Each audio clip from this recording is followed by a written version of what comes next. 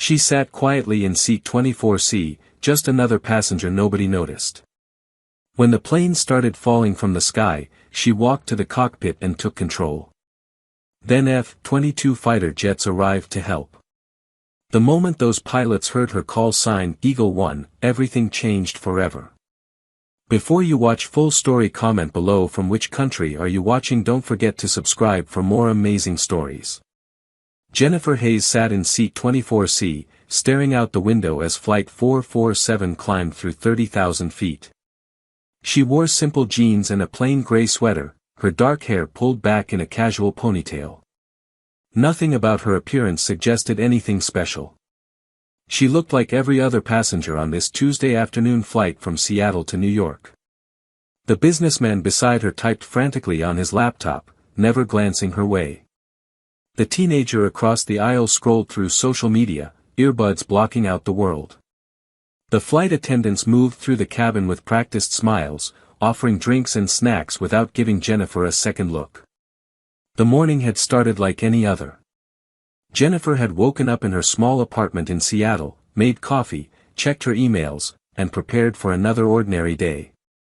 6 months into retirement, she was still adjusting to the strange quiet of civilian life. No morning briefings. No mission planning. No tactical updates that could mean life or death. Just silence and the slow rhythm of a world that moved without urgency. She had packed her small carry-on bag with care, placing her laptop and a book inside. The book was a thriller about spies, something that made her smile because the reality of intelligence work was far less glamorous than novels suggested. She had worked with intelligence officers during her years of service, and they were mostly tired people staring at computer screens, not jumping from helicopters or engaging in car chases through foreign cities. At the airport, Jennifer had moved through security with the ease of someone who had traveled thousands of times. She knew exactly how to pack, how to move efficiently through the lines, how to blend into the crowd of travelers. Nobody looked at her twice. The TSA agent who checked her identification barely glanced at her face before waving her through. The gate agent who scanned her boarding pass smiled the same automatic smile she gave to everyone. Jennifer was invisible, and that was exactly how she wanted it. During boarding, she had taken her window seat and watched the other passengers file past. A young mother struggled with a crying baby, juggling bags and bottles while trying to fold a stroller. An elderly couple moved slowly down the aisle, the husband helping his wife find their seats. A group of college students laughed and joked, excited about their trip to New York. Normal people living normal lives, completely unaware that the quiet woman in 24C had once commanded fighter squadrons in combat zones, had made decisions that affected international conflicts, had saved lives in ways they would never understand. The businessman had arrived last, rushing onto the plane with his suit jacket draped over his arm and his phone pressed to his ear. He was still talking as he shoved his briefcase into the overhead compartment and dropped into seat 24D, never once acknowledging Jennifer's presence. She was just part of the scenery to him, another anonymous face in a world of anonymous faces. "Coffee or tea?" the flight attendant asked, her voice pleasant but automatic. The name tag on her uniform read Michelle, and she had the tired look of someone who had worked 3 flights already today. "Coffee, please." "Black," Jennifer replied softly. Michelle poured the coffee from a large silver pot, her movements practiced and efficient. She had poured 10,000 cups of coffee exactly like this one, and she would pour 10,000 more. She handed Jennifer the cup with a smile that never quite reached her eyes, already turning to the next passenger before Jennifer could say thank you. The attendant moved on, already forgetting the quiet woman in 24C. This was exactly what Jennifer wanted. After 20 years of commanding attention in every room she entered, after countless briefings where generals and admirals hung on her every word, after missions where her decisions meant life or death for entire squadrons, she treasured these moments of complete anonymity. Nobody here knew her name. Nobody recognized her face. Nobody had any idea that the woman sipping coffee from a plastic cup had once been called the best fighter pilot in the world. Jennifer thought back to her last day of active duty. The ceremony had been held at Joint Base Andrews, with full military honors. The Air Force Chief of Staff had presented her with the Distinguished Service Medal, her fourth. The citation read in part, "For exceptionally meritorious service in a position of great responsibility." Colonel Hayes demonstrated extraordinary leadership, tactical innovation, and courage under fire across multiple combat theaters. Her contributions to air combat doctrine and her personal heroism in the rescue of downed personnel under enemy fire represent the highest traditions of military service. She had stood at attention while they read those words, feeling the weight of her dress uniform, the rows of ribbons and medals representing 2 decades of service. Fellow pilots had saluted her. Young officers had looked at her with admiration and respect. But all Jennifer could think about was how much she wanted to take off the uniform and disappear into civilian life. The burden of command had grown heavier each year. Every mission meant risking lives. Every decision meant someone might not come home. She had attended too many memorial services, folded too many flags, written too many letters to families. The victories were worth it, she believed that completely, but the cost had accumulated until she felt crushed under the weight of it all. So she had retired, much earlier than anyone expected. At 42 years old, she could have risen higher, could have commanded entire air wings or worked at the Pentagon. But she was done. She wanted peace. She wanted to be nobody for a while. The businessman finally spoke, not looking up from his screen. "First time flying to New York?"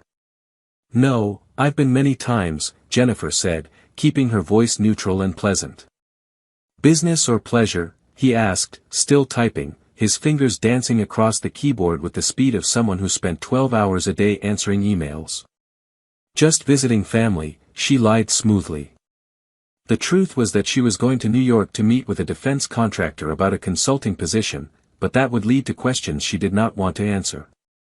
"I'm in insurance," he volunteered, finally looking up from his laptop. His eyes were bloodshot from too much screen time and too little sleep.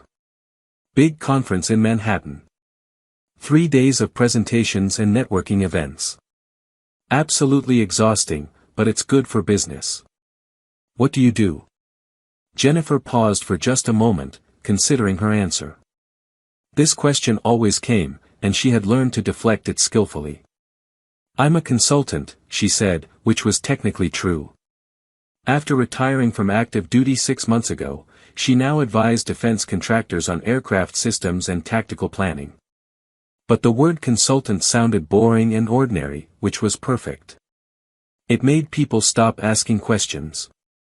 "Ah," the businessman said, his interest already fading. He had probably met 100 consultants in his career, and they all blended together in his mind. "What kind of consulting?" "Technical systems," Jennifer said vaguely. "Pretty specialized stuff. Not very interesting unless you're in the field." Right, he nodded, already turning back to his laptop. The conversation was over. He had filed her away in his mental database as technical consultant, not important, not worth further attention. Within 30 seconds, he was absorbed in his work again, and Jennifer was once again invisible. She smiled to herself and looked back out the window.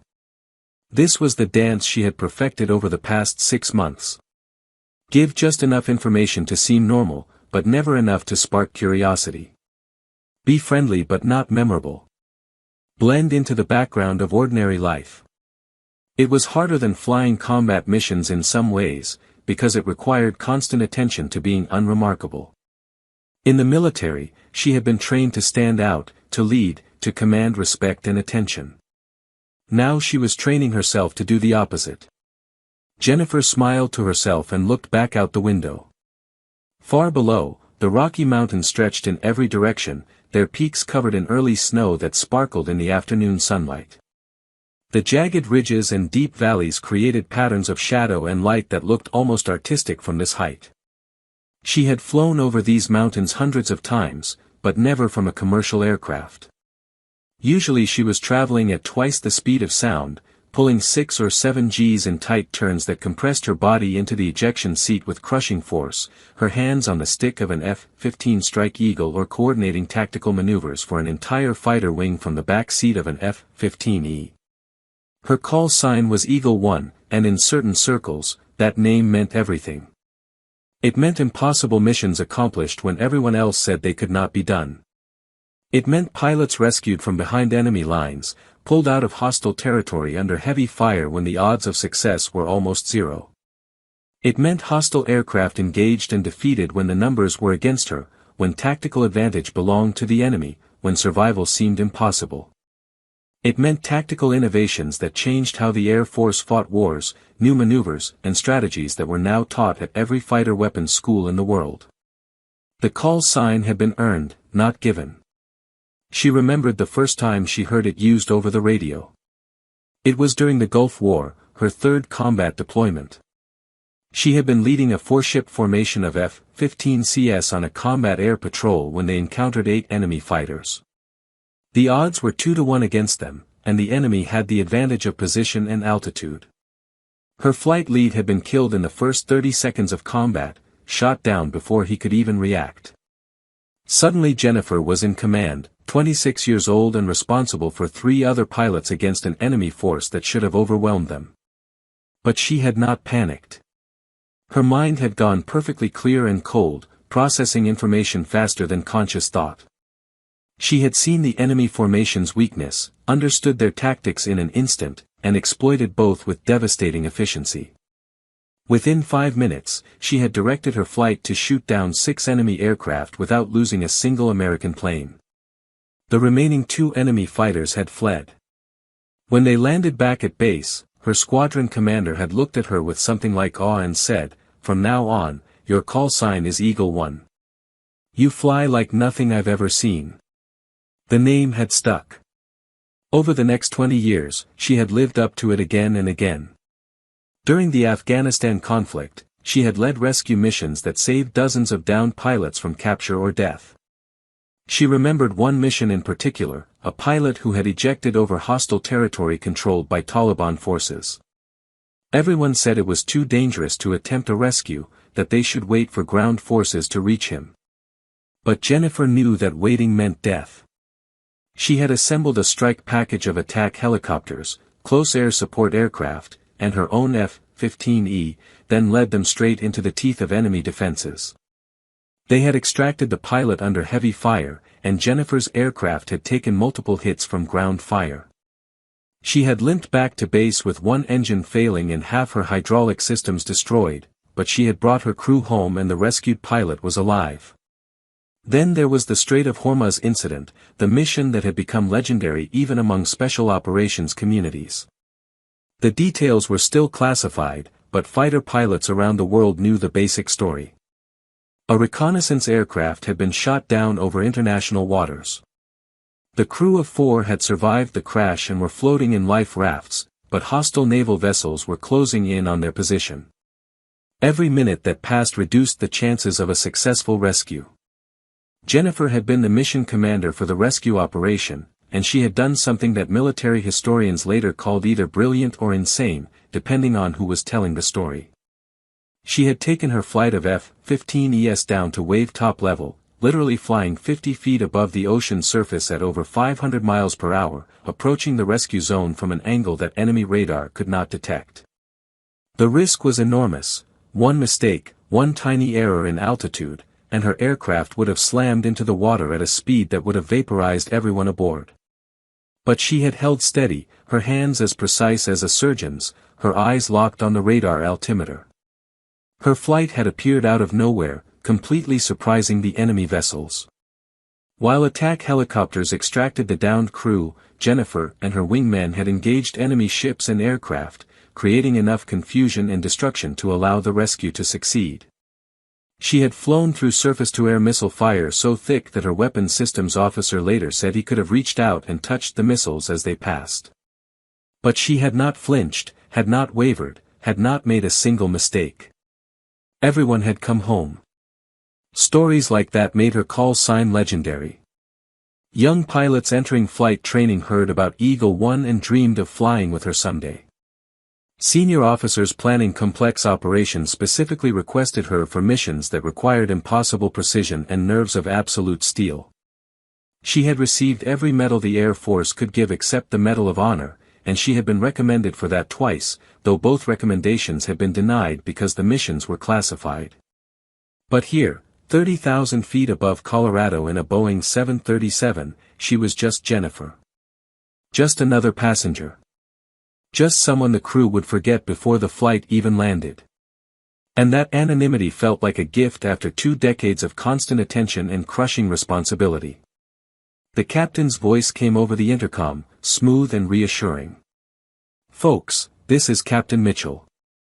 We're currently cruising at 35,000 feet with clear skies ahead.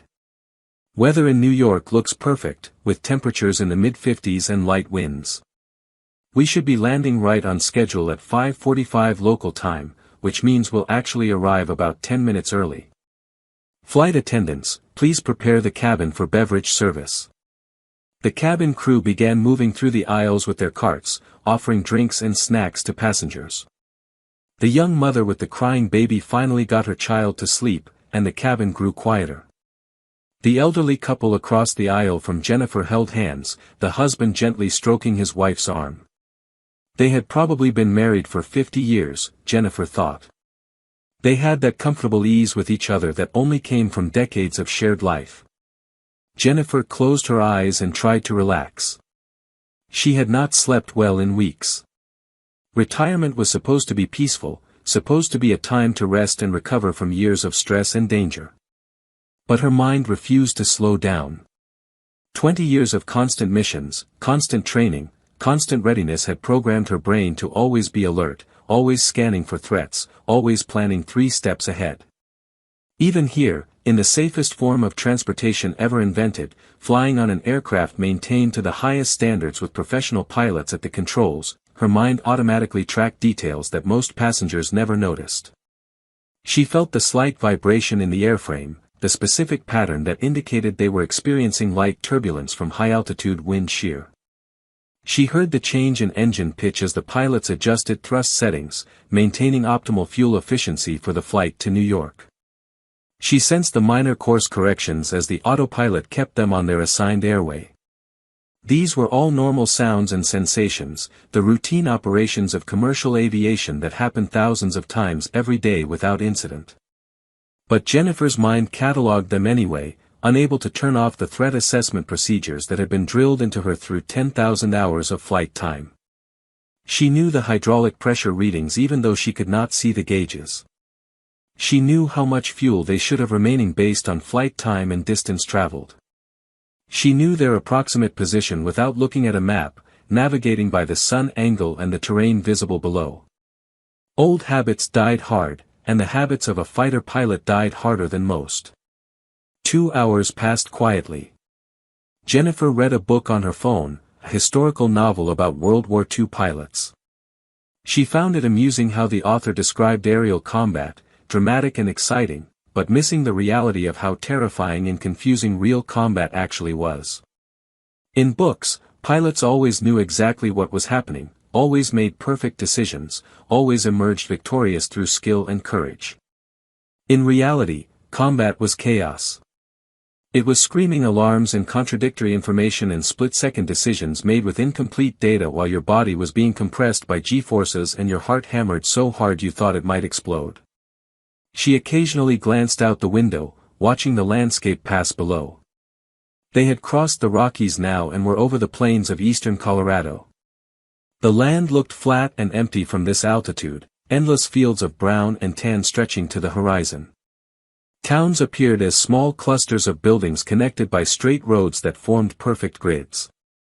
It was beautiful in an austere way, this vast empty space. The businessman beside her fell asleep, his head tilted back against the seat, his mouth slightly open. He began to snore softly, a rhythmic sound that blended with the background noise of the aircraft engines. The teenager across the aisle was watching a movie on her tablet, laughing at something on the screen. The elderly couple had both fallen asleep as well, their heads leaning toward each other like 2 trees grown close together over time. The flight attendants made their rounds again, collecting trash and offering more drinks. Michelle, the attendant who had served Jennifer coffee earlier, moved through the cabin with mechanical efficiency, her smile never changing, her movements practiced from thousands of similar flights. She collected plastic cups and napkins, straightened seat backs and tray tables, made small talk with passengers who wanted conversation and left alone those who preferred silence. "Everything okay here?" Michelle asked Jennifer, her voice pleasant and professional. "Everything's fine, thank you," Jennifer replied. Michelle nodded and moved on to the next row, already forgetting the exchange. Just another passenger, just another unremarkable interaction in a long day of unremarkable interactions. Then something changed. Jennifer felt it before she heard it. A slight shudder ran through the airframe, different from normal turbulence. The vibration had a specific frequency, a pattern that her subconscious mind recognized immediately as wrong. It was the kind of vibration that indicated a mechanical problem, something in the engine or the control surfaces behaving in a way it should not behave. Her eyes snapped to the window, her body tensing with alertness. The engine on the left wing looked normal at first glance. The large turbofan was spinning smoothly, the exhaust creating the normal heat shimmer in the air behind it. But Jennifer's trained eye caught something wrong. The vibration was continuing, growing slightly stronger. She could feel it through the seat, through the window she touched with her fingertips. This was not turbulence. This was a mechanical failure developing in real time. She looked around the cabin. None of the other passengers had noticed anything. They continued reading, sleeping, watching movies, completely unaware that something was wrong. Even the flight attendants showed no sign of concern, continuing their service as if everything was perfectly normal. But Jennifer knew better. She had felt vibrations like this before, in combat aircraft that had taken damage, in training flights where systems had failed. She knew the signature of machinery that was about to break. Seconds later, the plane shook again, harder this time. Several passengers looked up nervously, their conversations pausing. The businessman jerked awake, confusion on his face. But before anyone could speak, before anyone could ask what was happening, a loud bang echoed through the cabin like a gunshot. The sound was sharp and violent, and it was followed immediately by screaming alarms from the cockpit and a sudden, violent roll to the left. The aircraft tilted at an impossible angle. Passengers screamed. Oxygen masks dropped from the ceiling, dangling on yellow hoses. Coffee cups and phones and tablets flew through the air. The young mother's baby, who had been sleeping peacefully moments before, woke up screaming in terror. The elderly woman across the aisle gripped her husband's hand so hard her knuckles turned white. The plane continued rolling, now in a steep descent that pressed everyone against their seatbelts. The angle was all wrong, far beyond anything a commercial aircraft should ever experience during normal flight. Through the window, Jennifer saw the ground rotating in her field of vision, the horizon tilting at a sickening angle. They were in a graveyard spiral, an aerodynamic condition that could quickly become unrecoverable if not corrected immediately. Jennifer's training kicked in instantly, overriding the fear response that paralyzed everyone around her. While other passengers panicked, reaching for masks and crying out in fear, grabbing at armrests and each other, her mind went ice cold and perfectly clear. This was the mental state she had trained herself to achieve during emergencies, a place where emotion disappeared and only tactical thinking remained. She had been in this state dozens of times before, in combat situations where panic meant death and clear thinking meant survival. She grabbed her oxygen mask and secured it with practiced efficiency, her movements smooth and automatic even as the plane continued its violent roll. The elastic band went over her head, the mask pressed firmly against her face, the seal checked in less than 2 seconds. Then she looked around the cabin with tactical awareness, her eyes moving methodically from row to row, assessing the situation with the trained eye of someone who had led rescue operations in hostile territory. The flight attendants were struggling to help passengers, their own fear barely controlled beneath a thin veneer of professional training. Michelle was helping the young mother secure the oxygen mask on her screaming baby, her hands shaking as she worked. Another attendant further forward was gripping a seat back, his face pale with terror. The cabin was chaos, people crying and praying and holding each other, convinced they were about to die. The plane was descending too fast. Much too fast. Jennifer's mental calculations told her they were dropping at over 4,000 feet per minute, possibly more. At this rate of descent, they would impact the ground in less than 6 minutes. But it was not the descent rate that worried her most, it was the angle. The plane was rolling and pitching in ways that indicated complete loss of control. This was not a controlled emergency descent. This was an aircraft in serious trouble, possibly minutes away from structural failure or complete loss of control that would make recovery impossible. The intercom crackled with static, and then Captain Mitchell's voice came through, strained and desperate. This is Captain Mitchell. He was breathing hard, his words broken by gasps for air. We have multiple system failures. Left engine is gone. Hydraulics are failing. I need. The transmission cut off abruptly, replaced by silence that was somehow more terrifying than the words had been. The plane shuddered again and rolled further to the left, the angle becoming more extreme. Several passengers screamed louder. A man 3 rows ahead was vomiting into a sick bag, overcome by the violent motion. The teenager across the aisle from Jennifer was sobbing, mascara running down her face in black streaks. Jennifer unbuckled her seatbelt and stood up, moving against the tilted angle of the cabin floor.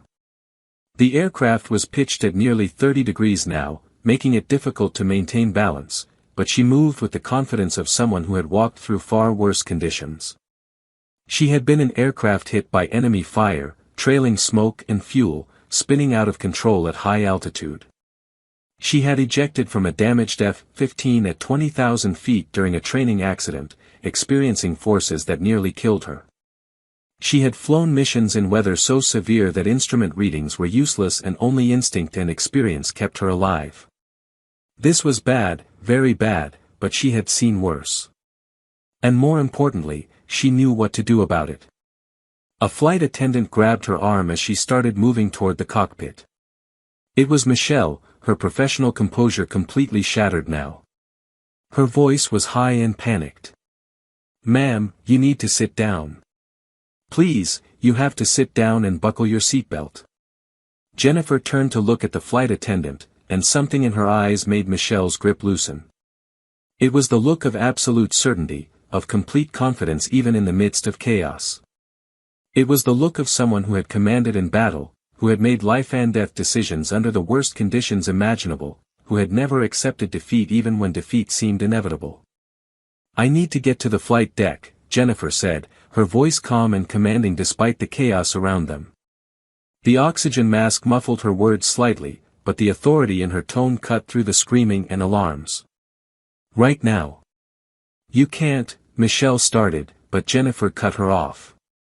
"I'm a pilot," Jennifer said, speaking slowly and clearly so there could be no misunderstanding. "Military. 20 years of service. I've flown fighters in combat. I've commanded tactical operations. That captain needs help right now, immediately, or everyone on this plane is going to die. Do you understand me? Everyone. Including you, including me, including that baby you just helped, including every single person in this cabin. Now take me to the cockpit door." Michelle's eyes went wide as the words registered. For a moment she stood frozen, trying to process this information. The quiet woman in seat 24C, the passenger she had served coffee to without a second glance, was claiming to be a military pilot.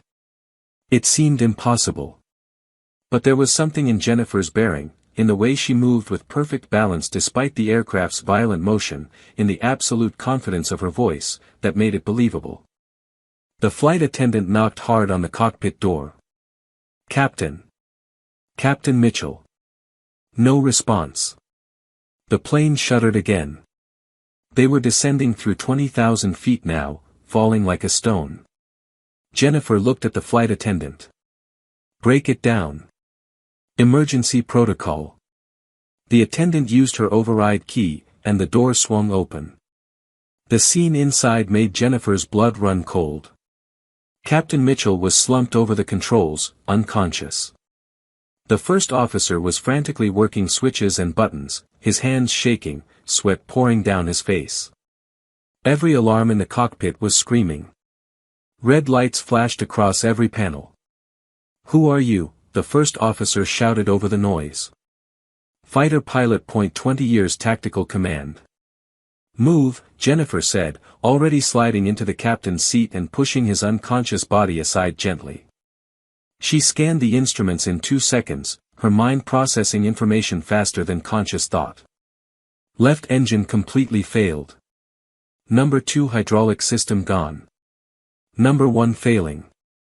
Electrical systems compromised. They were in a graveyard spiral, descending through 18,000 feet at over 500 knots, approaching structural limits. "What's your name?" Jennifer asked the first officer. "Davis." "First Officer Davis. I can't. I don't know what to do. Everything's failing.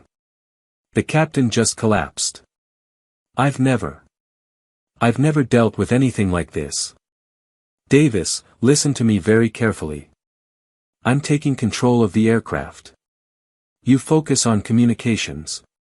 Contact air traffic control immediately. Tell them we have multiple emergencies and need immediate fighter escort for emergency landing assistance. Tell them to scramble whoever's closest. Can you do that?" Davis nodded, some of his panic subsiding now that someone was taking charge. "Yes. Yes, I can do that." Jennifer's hands moved across the controls with absolute precision. First priority, stop the spiral and regain controlled flight. She rolled the aircraft level using only the working right engine and whatever hydraulic pressure remained. The plane fought her, wanting to roll back into the death spiral, but she had flown damaged aircraft before. She had brought jets home with half their control surfaces missing. She knew how to make broken machines fly. "Seattle Center, this is United 447 Heavy, declaring emergency," Davis transmitted, his voice steadier now. "Multiple system failures, left engine failure, hydraulic failures. Captain incapacitated.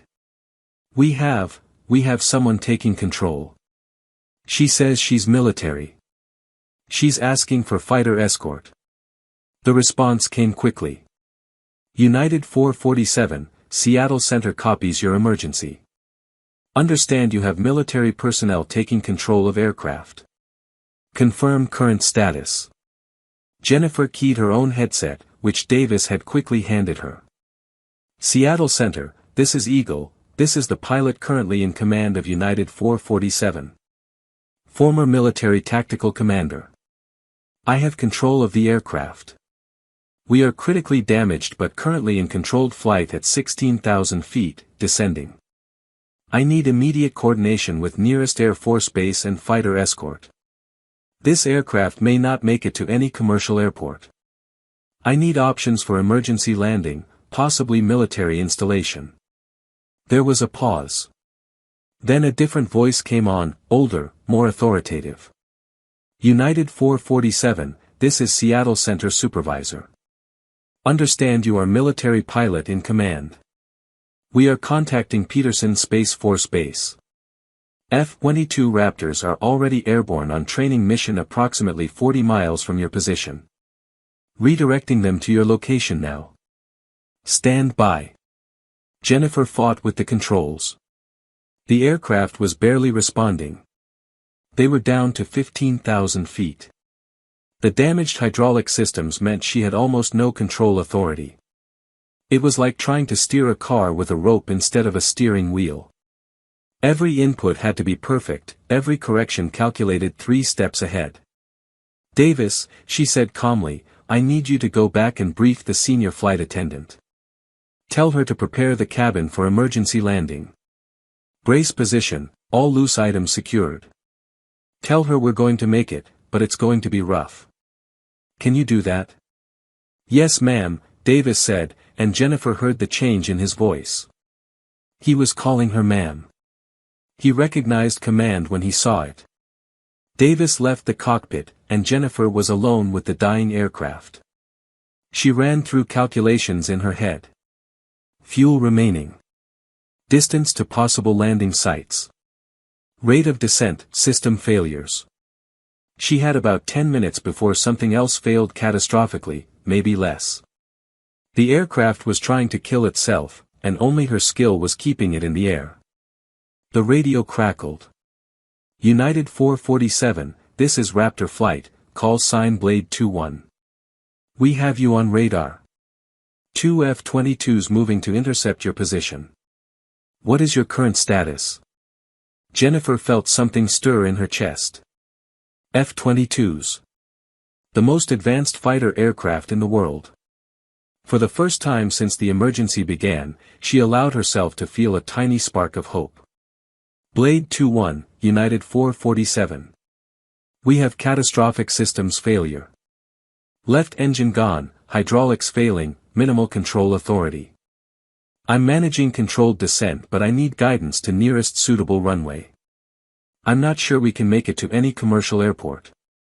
United 447, understood. We'll be on your wing in 90 seconds. Stand by for visual confirmation of damage. What's your aviation background? Jennifer hesitated for just a moment. She had been anonymous for 6 months. She had deliberately walked away from the world where her name meant something. But this was not about ego or recognition. This was about saving lives. These F-22 pilots needed to know they could trust her, needed to know she knew what she was doing. Blade 21, I'm former Air Force. Fighter pilot, Tactical Command. 20 years operational experience. She paused, then added, call sign Eagle 1. The radio went silent for 3 full seconds. 3 seconds that felt like an eternity. Then the F-22 pilot's voice came back, and it was completely different. The professional detachment was gone. In its place was something like call. United 447. Did you say Eagle 1? Eagle. Eagle 1 from the Gulf War. From Afghanistan, from the Strait of Hormuz incident, that Eagle 1? Jennifer closed her eyes briefly. Affirmative, Blade 21. That's me. Now can we please focus on not crashing this aircraft? Holy, yes ma'am. Yes ma'am, absolutely. Eagle 1, this is Captain Ryan Matthews, Blade 21 flight lead. My wingman is Lieutenant Sarah Chin, Blade 22. Ma'am, it's an honor. We're coming up on your left side now. Through the cockpit window, Jennifer saw 2 dark shapes materialize out of the clouds. The F-22 Raptors were beautiful, sleek and deadly, their angular stealth profiles cutting through the air like knives. They took up formation on her left wing, close enough that she could see the pilots in their cockpits. The lead F-22 rocked his wings in salute. Eagle 1, we have visual on your aircraft, Matthews said, his voice tight. Ma'am, your left engine is completely separated. There's significant damage to the left wing and fuselage. I'm seeing fluid leaking from multiple locations. How are you keeping this thing in the air? Experience and stubbornness, Jennifer replied, wrestling with the controls as the aircraft tried to roll again.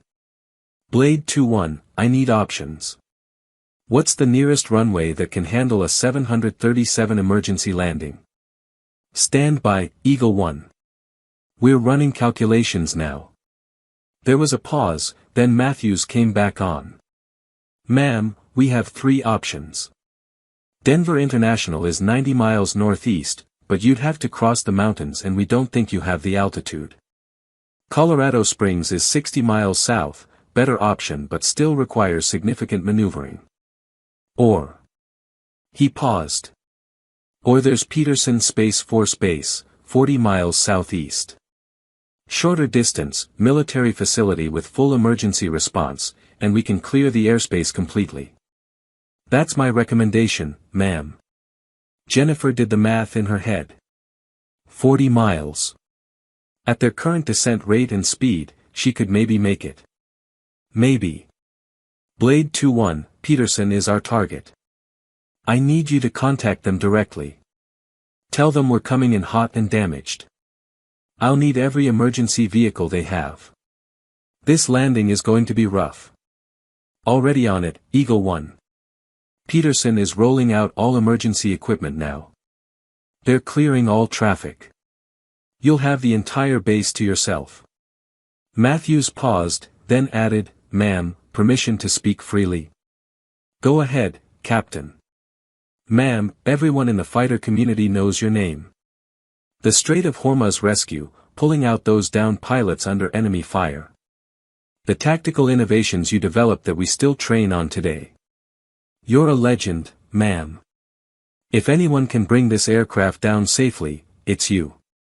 My wingman and I are here for whatever you need. Just tell us what to do." Jennifer felt emotions stirring that she had locked away for months. Pride, purpose, the weight of responsibility, but also something else, gratitude. These young pilots believed in her. They trusted her. And she would not let them down. "Thank you, Blade Flight. Right now I need you to be my eyes. This aircraft is barely responding to inputs. I need constant updates on my flight path, my altitude, my position relative to Peterson. Can you do that?" "Absolutely, ma'am. You have our full support." The next 30 minutes were the longest of Jennifer's life. Every second was a battle against physics and failing systems. The aircraft wanted to die, wanted to tumble from the sky, wanted to spiral into the mountains below. But Jennifer refused to let it. She used every trick she had learned in 2 decades of flying. She compensated for the missing engine by using rudder inputs that would have been impossible for most pilots. She managed the failing hydraulic pressure by making tiny, perfect adjustments that maximized the control authority that remained. She flew like only someone with 10,000 hours in fighters could fly, like someone who understood aircraft not as machines but as living things that could be coaxed and convinced and commanded. The F-22 stayed glued to her wing, Matthews providing constant updates. "Eagle 1, you're drifting left. Small right correction, good, altitude 11,000. Peterson is now 25 miles ahead. You're doing great, ma'am." Back in the cabin, Davis had briefed the passengers. They knew now that a military pilot was flying the plane. They knew F-22 fighters were escorting them. Some of them were still crying, but the panic had subsided. They could feel the difference in how the aircraft was being flown, the steady competence in every movement. The businessman in 24C sat in shock, staring at the empty seat where Jennifer had been sitting. The quiet woman who said she was a consultant. The woman he had barely noticed. She was up front right now, saving all their lives. "Eagle 1, you're 15 miles out from Peterson," Matthews called. "Altitude 7,000. You're slightly below glide path but you're doing fine. The runway is straight ahead." Jennifer could see it now through the windscreen. The long strip of concrete, emergency vehicles lining both sides, red and blue lights flashing. It looked impossibly far away. The aircraft was shaking now, the damaged systems on the verge of complete failure. The airspeed was too high, but she had no way to slow down properly with the damaged systems. This was going to be a hard landing, maybe the hardest of her life. "Blade Flight, I'm going to need you to pull away now," Jennifer said. "Give me room to work." "Roger, Eagle 1. Blade Flight breaking off." "Ma'am." Matthews paused. "It's been an honor flying with you." "The honor is mine, Captain. Now get clear." The F-22s peeled away gracefully, climbing into the sky. Jennifer was alone now, just her and the dying aircraft and 4 miles of air between her and the ground. She lowered the landing gear manually, feeling the drag slow the aircraft. The runway was coming up fast. Too fast. But she had no choice. "United 447, Peterson Tower, you are cleared to land any runway, emergency equipment is standing by. Wind is calm. Runway is clear." Peterson Tower, United 447. Beginning final approach. The last 2 miles were pure instinct and skill. Jennifer worked the controls like a musician playing an instrument, feeling every vibration, every change in airflow, every shift in the aircraft's behavior. The ground rose up to meet them. Too fast, still too fast. But she could make this work. She had to make this work. At the last possible second, Jennifer pulled back on the controls with all her strength, flaring the aircraft to reduce the descent rate. The main wheels hit the runway with tremendous force, so hard that passengers screamed. The nose gear slammed down a second later.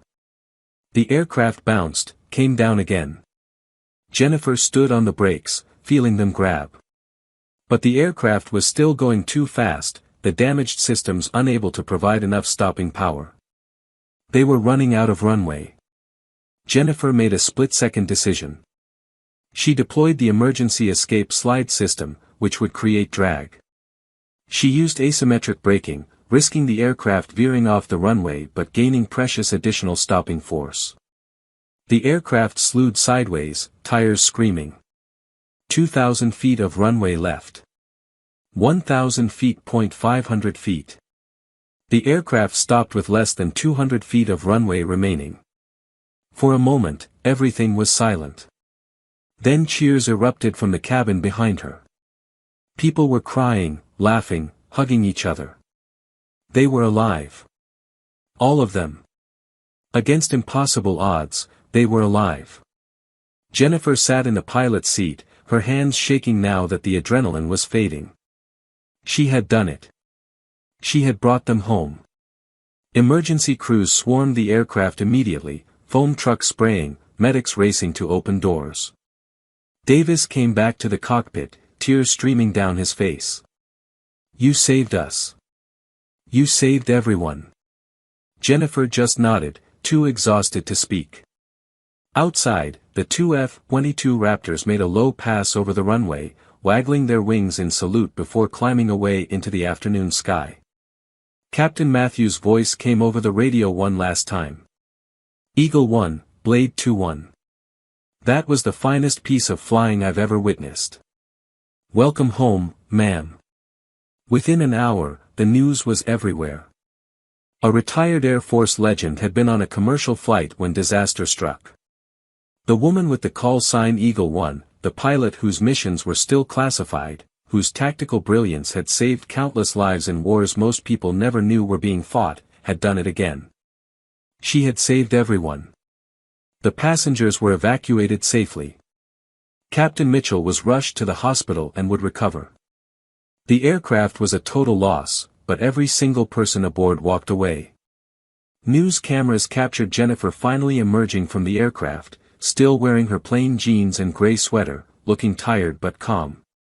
The businessman from 24C approached her, his face full of wonder. "You said you were a consultant. You let me think you were nobody." Jennifer smiled softly. "I am a consultant now. And I'm not nobody.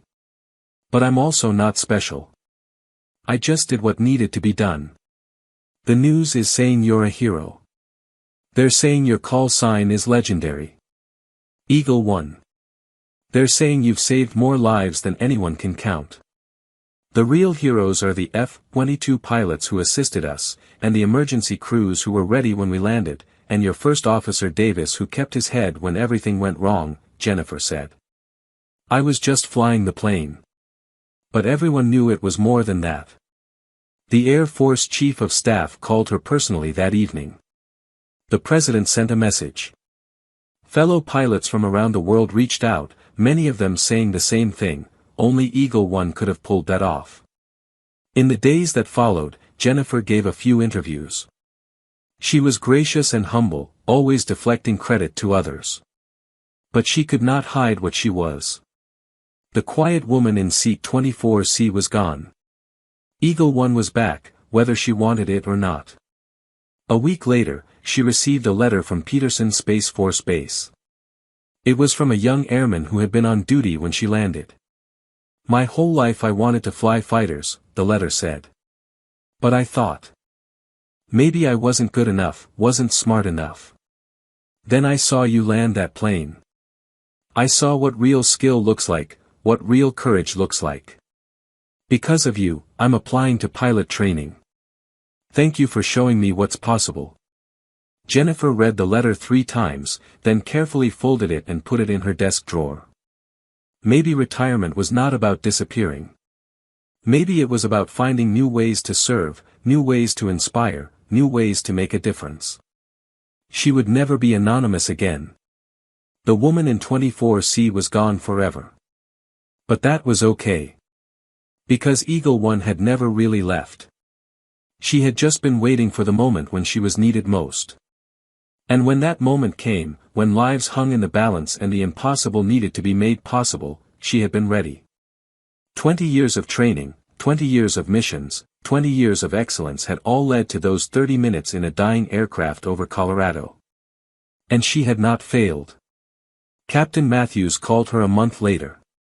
"Ma'am, my commanding officer wants to know if you'd be willing to come speak to our squadron. The younger pilots, they need to hear from someone like you. They need to understand what it means to be a fighter pilot, what it means to never give up." "I'd be honored, Captain," Jennifer said. "Thank you, ma'am. And ma'am, that call sign of yours. Eagle One. We looked it up, all the missions, all the accomplishments. It's even more impressive than we thought.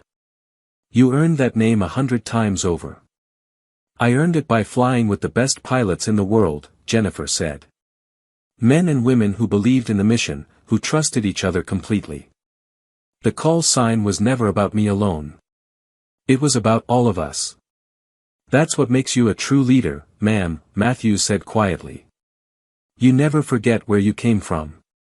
After the call ended, Jennifer walked to her window and looked up at the sky. Somewhere up there, fighters were training, pilots were learning, missions were being flown. She was not up there anymore. But her legacy was. Every tactic she had developed, every innovation she had introduced, every pilot she had trained and mentored, they carried on the work. Eagle One was more than a call sign. It was more than a name. It was a standard of excellence, a commitment to never accept defeat, a promise to bring everyone home no matter the cost. And that standard would continue, passed down from one generation of pilots to the next, long after Jennifer Hayes was gone.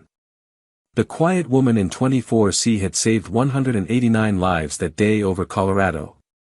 But Eagle One had saved thousands more over 20 years of service. And the difference she had made, the lives she had touched, the inspiration she had provided to young pilots dreaming of the sky, that legacy would endure forever. She was a legend.